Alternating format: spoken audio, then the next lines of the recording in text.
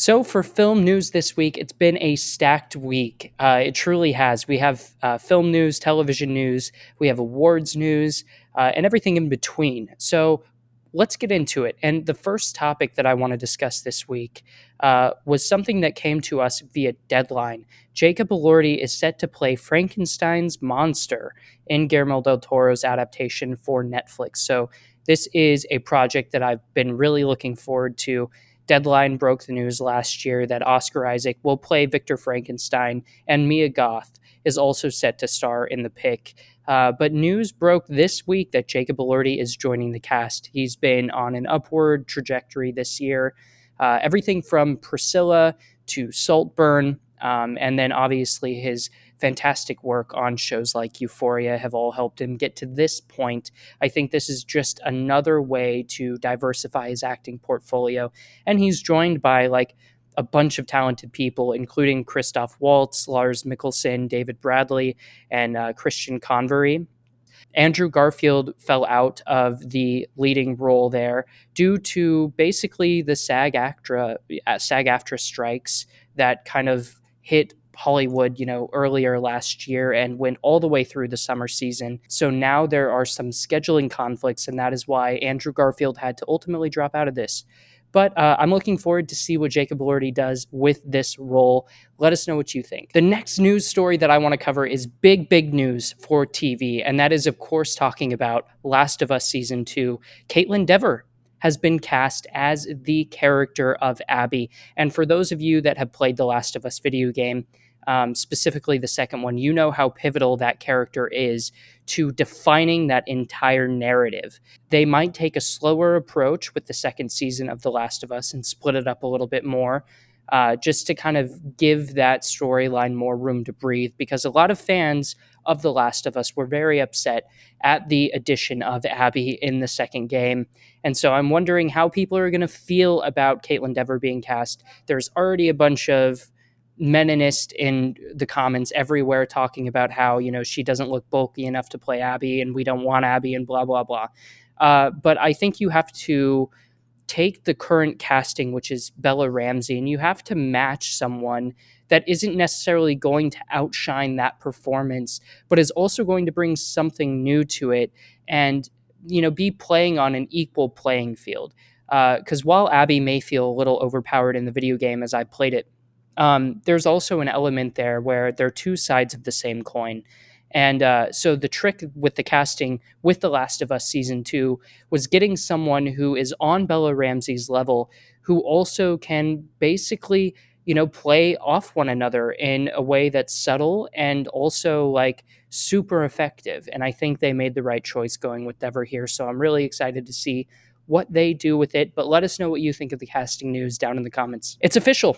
Top Gun 3 is in the works at Paramount with basically everyone that we need returning. This comes to us via Variety, but Paramount has tapped Top Gun Maverick co-writer Aaron Kruger to work on the script for a sequel to the action blockbuster that was a smash hit in 2022 at the box office. Director Joseph Kosinski will get back into the cockpit for another installment in the series, which would potentially see Cruise's younger co-stars Miles Teller and Glenn Powell return for more high-altitude excitement. Discussions about the new script began last year. There are still a few hurdles to cross in the development of Top Gun 3, with Cruise and company needing to sign off on a final version. A spokesperson for Paramount has declined to comment on this news, but I think it's safe to say there is a resounding sigh across the United States with this news. I've never seen a movie bring more people together in the way that Top Gun Maverick did. And when I saw it at CinemaCon all the way back in April of 2022, I knew that there was really something special with this. And I was so excited for people to be able to see this in a big theater with a big audience and get a big reaction.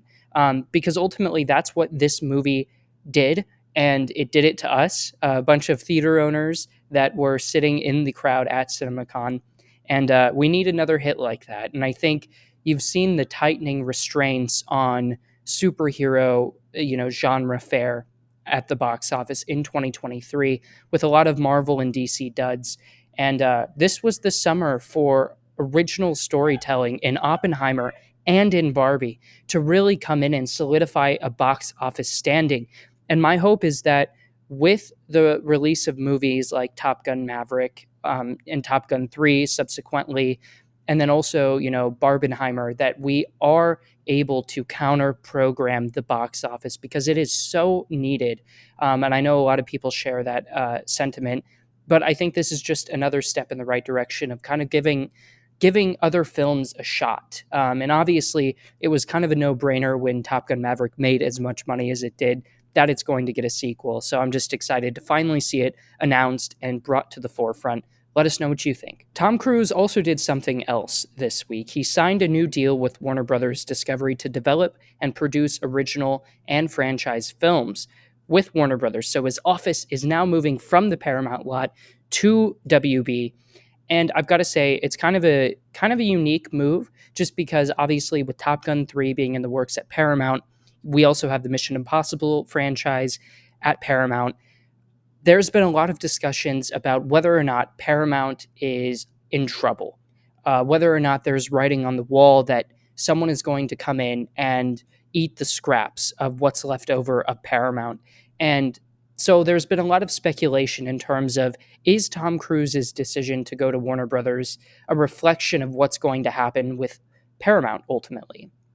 I can't say that for sure, but what I can tell you is that I'm excited that he is coming back to produce both franchise and original IP for Warner Brothers, because some of my favorite Tom Cruise performances are films that absolutely no one saw. Something like Doug Liman's American Made, for instance, which was so refreshing at the time that it came out. I think that was 2017. Correct me if I'm wrong.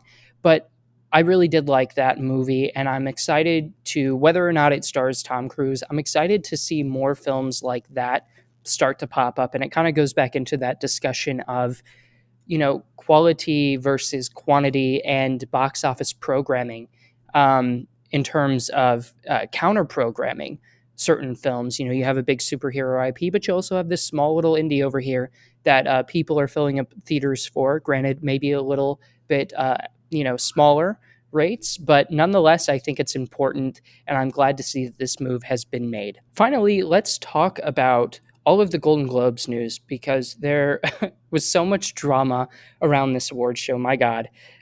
So let's get something out of the way. Joe Coy was not a good host. Throwing your writers under the bus, not cool. Some of the jokes were okay, but that crowd wasn't feeling it. Kevin Hart made a really good point about this recently, I think in the past day or two. He said something along the lines of, I'm not sure that these award shows are places for comics anymore. I'm not sure that comedians have a place hosting these award shows anymore, whether it be the Oscars, whether it be the Golden Globes. And I think Kevin Hart's right with that. I think the audience reaction, forget, the talent's reaction to some of the jokes that were made in their presence. The audience reaction to this ceremony was so toxic on so many levels. And I think it's time that maybe we do look at moving on from comedians hosting these award shows. You have plenty of talented people in these rooms. Will Ferrell got up and did a nice little bit during the ceremony. Have him host. There are so many people that probably would be able to do a really, really fantastic job at hosting a show like this. And I think that it's time to shift that conversation from which comedian is hosting this year to which celebrity is hosting this year, in terms of, and I think it should also be someone who, maybe is like relevant in the conversation of that year. Whether it be, I'm not saying have your main host be up for, best actress or something, but what I'm saying is, make it someone who's like just on the cusp of getting awards attention, but maybe didn't quite get it this year. Or someone like, I feel like Greta Lee, who did a really good job, at her roundtable discussion with the Hollywood Reporter. She's absolutely hilarious. She had a little film called Past Lives come out earlier this year. She's funny, and she's kind of right on the cusp of, doing something great. Not that Past Lives wasn't great, because I think what she did was incredible in Past Lives. But that's what I'm saying. Why don't we shift the conversation to be more about celebration rather than roasting? That's my opinion.